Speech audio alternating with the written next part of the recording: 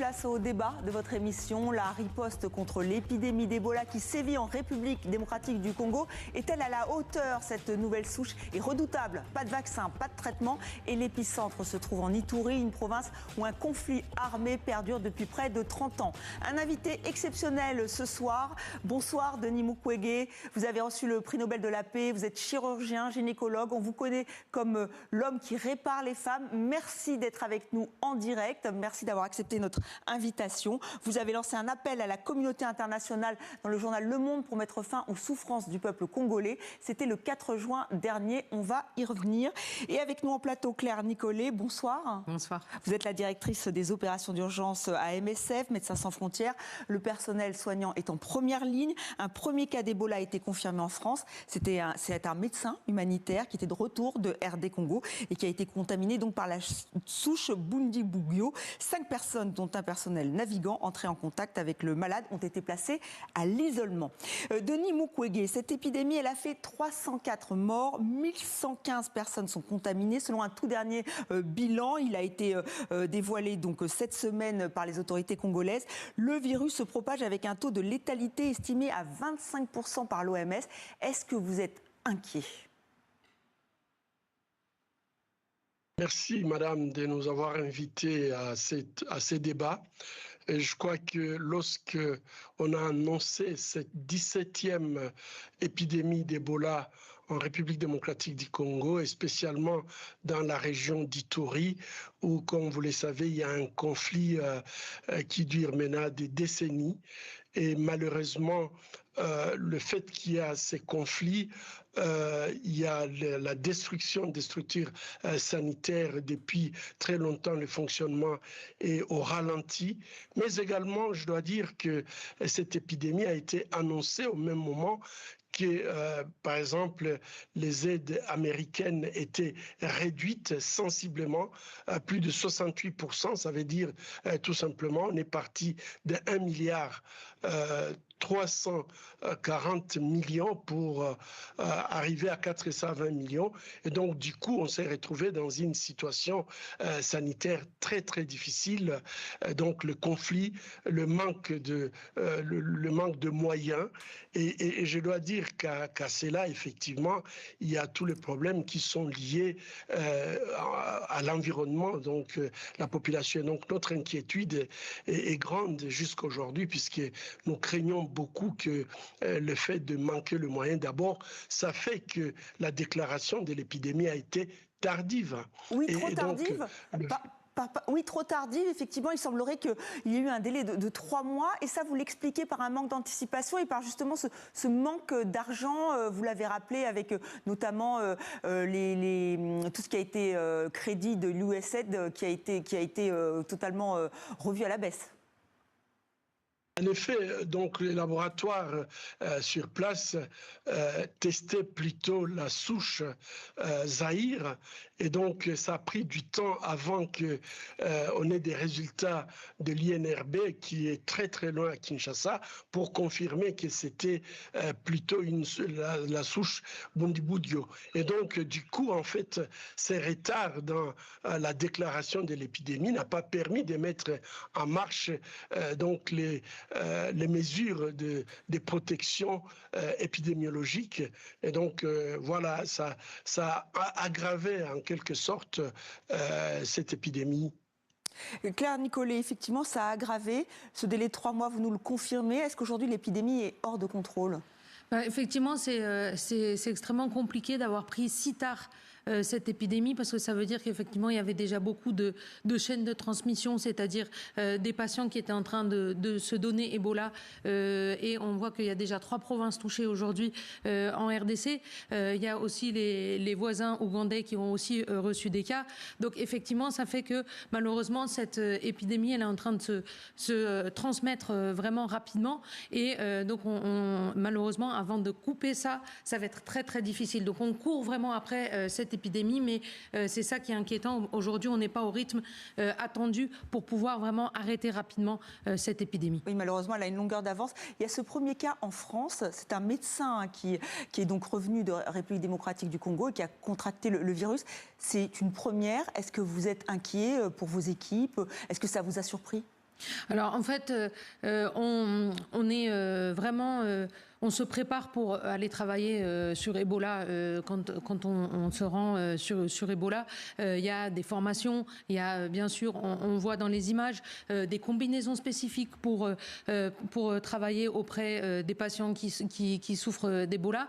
Donc malheureusement, ça peut toujours arriver. Hein, on peut toujours avoir ce genre de cas qui malheureusement arrive, malgré bien sûr les protections, les formations, l'utilisation de ces combinaisons. Il peut toujours y avoir certains cas. Donc bien sûr, quand les cas sont pris tôt, c'est aussi très important. Donc ça, c'est la bonne nouvelle, on va dire, de tout ça. Mais évidemment... On peut en guérir, mais plus vous prenez tôt, plus il y a des chances de guérison, bien sûr.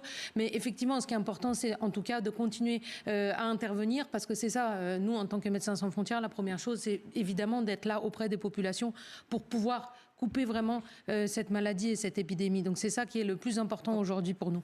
Denis Mukwege, les femmes sont les plus contaminées. 2/3 des cas, ce sont des femmes, parce que ce sont elles qui sont en première ligne, même lors d'une épidémie.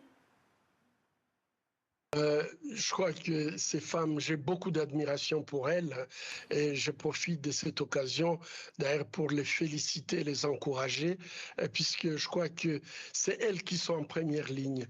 Lorsqu'un membre de la famille est malade, ce sont les femmes qu'on voit à l'hôpital qui font des gardes des malades. Ce sont des femmes qui apportent à manger aux malades. Ce sont des femmes qui vont nettoyer les linges des malades. Et donc, finalement, les femmes, elles entourent le malade et malheureusement, elles ne sont pas suffisamment protégées ou suffisamment informées. Et donc, dans ce qui concerne la République démocratique du Congo, les 2/3, ce sont des femmes, mais des femmes courageuses, que je voulais dire aujourd'hui qu'il faut prendre des mesures qu'il faut pour les protéger, puisque les femmes, déjà, c'est elles qui meurent pour donner la vie aux autres. Et si elles doivent encore mourir pour protéger les malades, elles doivent être protégées. Et vous l'avez dit, il faut les informer, ces femmes, mais aussi tous les Congolais, les Congolaises. Mais il y a un vrai problème de désinformation. On l'a évoqué sur ce plateau. Il y a beaucoup de fausses informations. Est-ce que ça vous inquiète? Qu'est-ce qu'il faut faire pour pouvoir sensibiliser la population? Malheureusement, je crois que lorsqu'une population a vécu pendant 3 décennies dans un conflit qui est oublié, on n'en parlait pas, vous pouvez voir les images des autres conflits sur les chaînes de télévision, mais il est rare que vous voyez toutes ces personnes qui sont décapitées de façon quotidienne dans la province d'Ituri, dans la province de Nord Kivu par les ADF Nalu. Il est rare de suivre les informations, mais aussi il y a une crise humanitaire qui s'associe à ça. Ce sont des populations qui sont entassées dans des camps de réfugiés et souvent l'aide humanitaire vient à compte-gouttes. Du coup, ce sont des personnes qui sont profondément traumatisées et elles ont du mal à croire que quelqu'un peut comme ça les aider de bonne foi. Et donc, associés aux réseaux sociaux qui donnent des informations, des manipulations, etc., tout ça ensemble, ça fait que cette population a besoin d'être informé, a besoin d'être éduqué, a besoin de comprendre qu'est-ce que c'est Ebola et ne pas considérer que Ebola devrait être peut-être inoculé par des gens qui viennent d'ailleurs ou considérer qu'Ebola c'est une maladie due à la sorcellerie, etc. Je crois qu'on a besoin de travailler, soutenir la communauté parce que nous savons qu'elle est profondément traumatisée et qu'elle est donc prête à pouvoir suivre toutes les informations. Et je crois qu'aujourd'hui, c'est très, très important que les relais communautaires, que les structures sanitaires puissent travailler ensemble pour qu'il y ait la confiance entre la communauté et les équipes de riposte. Oui, la confiance, Claire Nicollet, est-ce que vous aussi, vous constatez sur le terrain, vous avez vous m'avez dit des centaines de personnes qui s'activent en ce moment, est-ce qu'ils rencontrent justement des réticences parce qu'il y a cette désinformation? C'est extrêmement important ce point-là. Ça explique aussi pourquoi on est à ce nombre de cas. Parce que malheureusement, certains membres de la communauté ne vont pas directement dans un centre de santé quand ils voient qu'ils ont des symptômes. Et bien sûr, il faut aussi comprendre qu'il n'y a pas seulement Ebola aujourd'hui en RDC. Il y a Ebola, il y a bien sûr, on est dans une zone où il y a du paludisme, on est dans une zone où il y a de la rougeole en ce moment. Donc il y a aussi tout ça qui fait que ça peut aussi brouiller les pistes, je dirais, en termes de connaissance de la maladie, parce que peut-être naturellement certains vont penser c'est le paludisme ou c'est autre chose. Ils vont pas se rendre dans les centres de santé. Donc ça, c'est un des points vraiment très critiques pour la réponse aujourd'hui. Effectivement, c'est de pouvoir dire à la communauté, à tout le monde, dès que vous avez des symptômes, il faut rapidement vous rendre dans un centre de santé, pouvoir être isolé. Il n'y a que comme ça qu'on arrivera vraiment au bout de cette épidémie. Voilà, on espère que ce message sera entendu puisqu'on est beaucoup regardé et effectivement en République démocratique du Congo. Et vous l'avez rappelé, Denis Mukwege, c'était aussi tout le sujet de votre tribune que vous avez signée avec beaucoup. Vous étiez 75 prix Nobel pour mettre l'attention sur la République démocratique du Congo qui finalement est malade, souffre de ses richesses parce qu'on les convoite, ces richesses. Les États-Unis ont réussi à mettre en place, à faire signer un accord de paix entre les belligérants. Mais vous-même, vous avez appelé un cessez-le-feu. Il n'existe pas cessez-le-feu. Il faut qu'il ait lieu. Est-ce que vous demandez aujourd'hui à Donald Trump, à l'administration Trump, de réagir pour que tout le monde puisse travailler en paix ?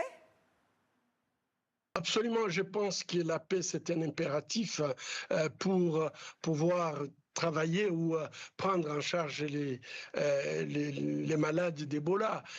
Comme l'avait bien dit le docteur Tedros, directeur de l'OMS, on ne peut pas faire la riposte lorsqu'il y a des bombes ou des drones qui sont en train de bombarder les tentes ou les structures sanitaires. Il faut absolument que ces cessez-le-feu soient respectés, surtout pendant cette période. Nous supplions les belligérants de pouvoir utiliser ce qui les reste d'humanisme pour éviter ces drames qui nous guettent tous. Et je pense que si on ne peut pas régler cette question de sécurité, ça sera très très difficile pour les agents des ripostes de pouvoir conduire à bien leur mission. C'est très très important. Aujourd'hui, je constate par exemple que lorsque les agents des ripostes ne peuvent pas aller, lorsqu'il y a des alertes dans des zones qui sont appelées rouges ou des zones à risque, on ne va pas envoyer, des gens ne vont pas y aller puisqu'ils ont peur de ces groupes armés qui sévissent dans ces sites. Donc ces alertes ne seront pas prises en charge. Lorsqu'ils ne sont pas pris en charge et qu'il s'avère que c'était des véritables cas, ça crée d'autres foyers. Et donc on a absolument besoin d'avoir la sécurité pour pouvoir mener cette riposte à bien. Mais il y a aussi le fait que lorsqu'il n'y a pas la sécurité, la population a tendance à fuir, quitter leur village. Et nous avons le nombre de déplacés internes parmi les plus élevés après le Soudan. C'est la République démocratique du Congo, avec environ 6 millions de déplacés internes. Mais quand vous voyez les conditions dans lesquelles vivent ces Congolais dans des camps de déplacés internes, il y a une promiscuité qui ne peut pas permettre à ce que la riposte soit efficace, puisque les gens y vivent dans des conditions tout simplement inhumaines. Et donc s'il y a la sécurité, on peut avoir la possibilité d'atteindre là où il y a des alertes, de pouvoir y aller et puis prendre des mesures sécuritaires pour... Il faut la sécurité, oui. Mais il faut aussi plus de moyens. C'est ce que vous demandez aujourd'hui ? Absolument. Aujourd'hui, en fait, il y a eu des engagements pour 900 millions de dollars, mais les engagements ne disent pas que l'argent est déjà donné. Donc, c'est seulement 10%.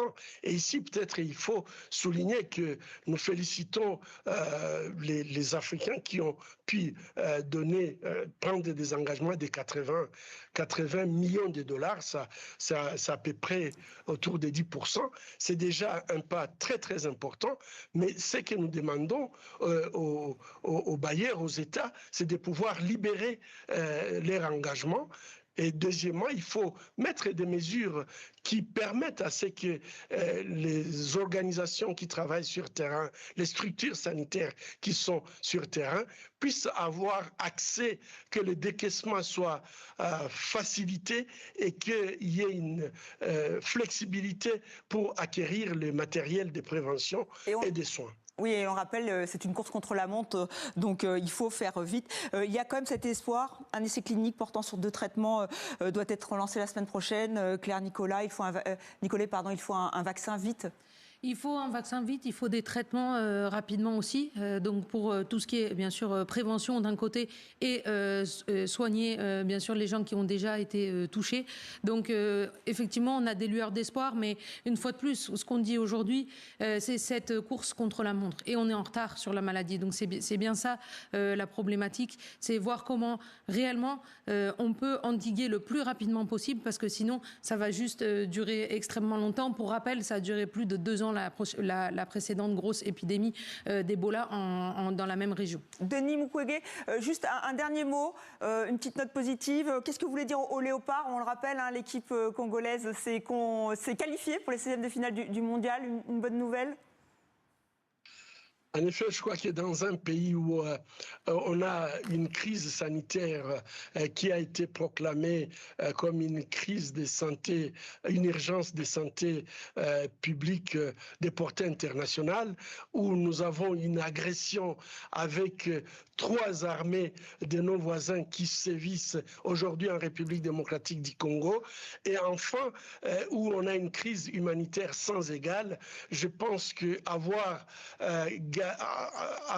été qualifié permet aux Congolais de pouvoir tout simplement avoir pour une courte durée la joie, et je pense qu'ils méritent plus que cette qualification. Nous espérons que les Léopards vont aller plus loin pour dire tout simplement aux Congolais, vous êtes capables, vous pouvez, et je crois que c'est ça le message que je vais donner. La paix en République démocratique du Congo est possible, et ça on le voit très bien. Lorsque les Congolais se décident de faire quelque chose, ils le font toujours bien. Merci. Aux Léopards. Merci à vous d'avoir accepté notre invitation. Merci infiniment.